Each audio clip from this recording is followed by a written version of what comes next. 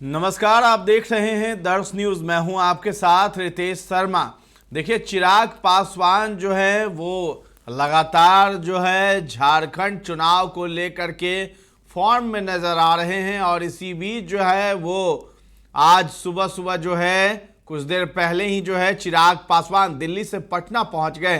पटना पहुंचते ही मीडिया के सवालों का जवाब देते हुए उन्होंने बिहार में जिस तरीके से सीवान और छपरा में जिस तरीके से जहरीली शराब से लोगों की मौत हुई है उसको लेकर के उन्होंने संवेदना व्यक्त की है और कहा है कि जो दोषी हैं उस पर उचित कार्रवाई करने की हमने मांग की है और नीतीश कुमार ने भी कार्रवाई करने की बात दोहराई है और आदेश दे दिया है। इसके साथ ही साथ झारखंड में जो चुनाव हो रहा है उसको लेकर के एनडीए में जो मंथन चल रहा है सीटों के बंटवारे को लेकर के, उसमें यही बातें सामने आई है। चिराग पासवान ने भी बताया है कि लोजपा रामविलास को एक सीट वहां मिलेगी चुनाव लड़ने के लिए, जिसको लेकर के अभी ऐलान नहीं हुआ है, लेकिन इस बीच जो है बैठकों का दौर जारी है और संभवतः बहुत जल्द ही जो है सीटों का बंटवारा हो जाएगा और चिराग पासवान वहां कितनी सीटों पर लड़ेंगे इस बात का भी खुलासा करेंगे।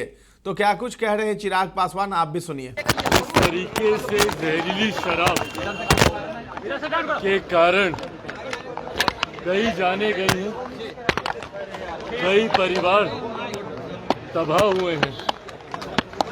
सबसे पहले मैं मृतकों के प्रति अपनी तरफ से, अपनी पार्टी की तरफ से मैं संवेदना व्यक्त करता हूं। वहीं इस मामले में जिस तीव्रता से जांच की जा रही है, एसआईटी का गठन करके जिस तरीके से गिरफ्तारी इसमें की जा रही है, ये हमारी सरकार की गंभीरता को भी दर्शाता है कि इस मामले को कतई हल्के में नहीं लिया जाएगा और जो भी लोग इसमें दोषी हैं, भले वो जहरीली शराब के आयात को लेकर हो या उसके अवैध निर्माण को लेकर हो, किसी को भी इसमें बख्शा नहीं जाएगा। अगर इसमें स्थानीय प्रशासन में भी किसी की भी मिलीभगत है, उन लोगों के ऊपर भी सख्त कार्रवाई की जाएगी। अंतोगत्वा बिहार में मौजूदा एनडीए की सरकार मुख्यमंत्री नीतीश कुमार जी के नेतृत्व में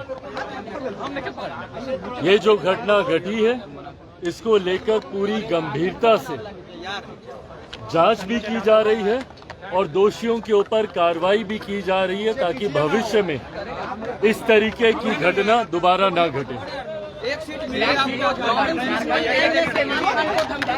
देखिए, फिलहाल झारखंड को लेकर चर्चाएं चल रही हैं।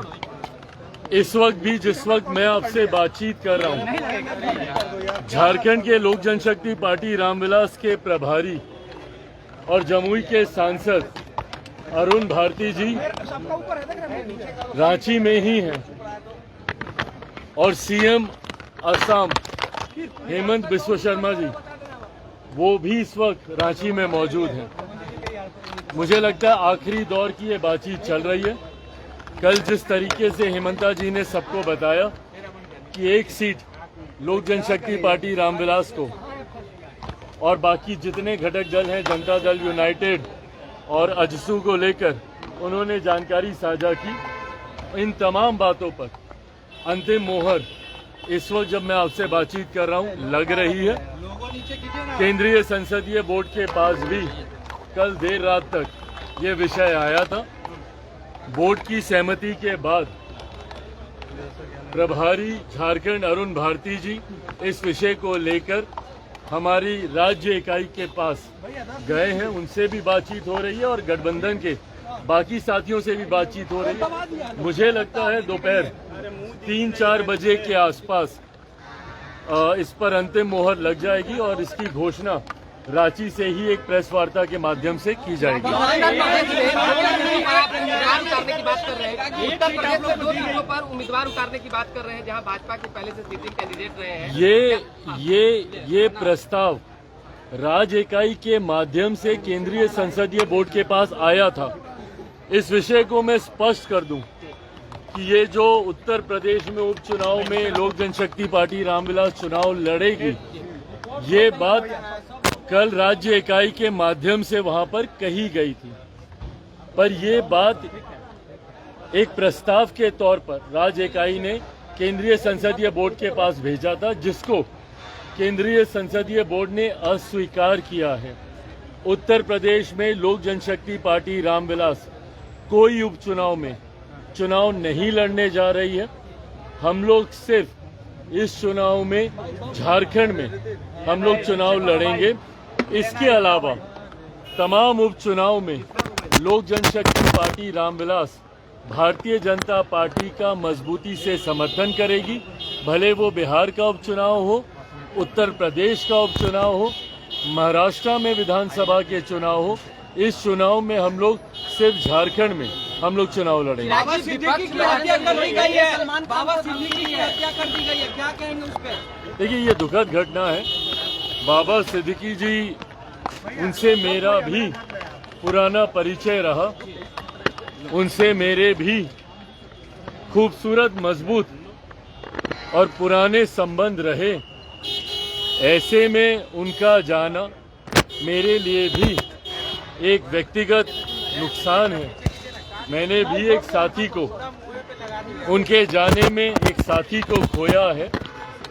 ऐसे में मैं उनके परिवार के प्रति अपनी संवेदनाएं प्रकट करता हूं और साथ ही मैं उम्मीद करता हूं कि जल्द से जल्द उनके परिवार को न्याय मिले और दोषियों को कड़ी सजा मिले। सलमान खान को भी धमकी मिली है, चिराग जी, नंबर भी जरूरी है। देखिए, मुझे लगता है केंद्र सरकार और राज्य सरकार भी उनकी सुरक्षा को लेकर चिंतित है।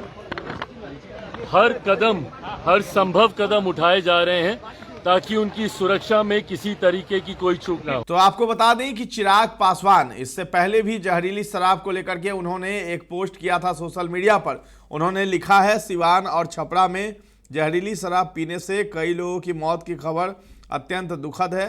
इस घटना से स्थानीय पुलिस प्रशासन की कार्यशैली और भूमिका पर गंभीर सवाल उठते हैं। माननीय मुख्यमंत्री जी के निर्देश पर एसआईटी का गठन किया गया है और दोषियों की गिरफ्तारी की जा रही है। मैंने माननीय मुख्यमंत्री जी से आग्रह किया है कि शराब तस्करों को चिन्हित कर उनके खिलाफ सख्त से सख्त कार्रवाई की जाए। साथ ही मृतकों के आश्रितों को उचित मुआवजा सुनिश्चित किया जाए। मैं मृतकों के परिवारजनों के प्रति गहरी संवेदनाएं व्यक्त करता हूं। तो प्रशासन पर ही सवाल उठा दिया है और मुख्यमंत्री से आग्रह किया है कि दोषियों को लेकर के उन पर कार्रवाई की जाए। तो जहरीली शराब से जो मौतें हो रही है बिहार में, उसको लेकर के चिराग पासवान यहां बोलते हुए नजर आए। साथ ही साथ जो है उन्होंने झारखंड चुनाव को लेकर के भी बताया है और उन्हें कितनी सीटें मिलेगी इसका भी वो बहुत जल्द खुलासा हो जाएगा। फिलहाल इस खबर में इतना ही है। दर्श न्यूज के साथ बने रहें और अभी तक हमारे चैनल को आपने सब्सक्राइब नहीं किया है तो जरूर कर लें। धन्यवाद।